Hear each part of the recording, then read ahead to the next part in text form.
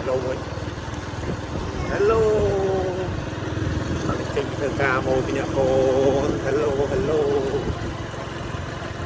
gặp lâu thì still sunshine gặp thì still sát mùi nữa hello hello hello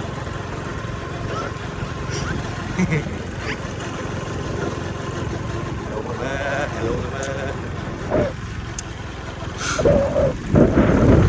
chúc mừng mời cho mày đông mời cho mày đông mời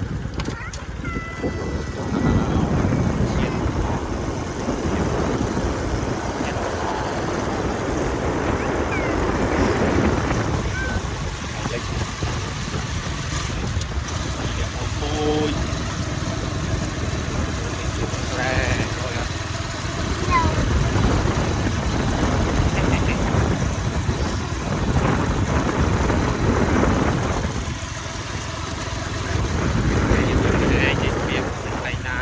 họ cho mình tiền nợ lại nợ phải ra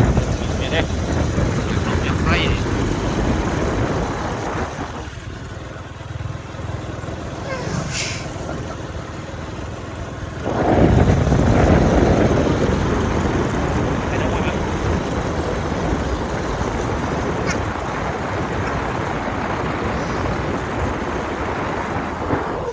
bye bye mọi người bye bye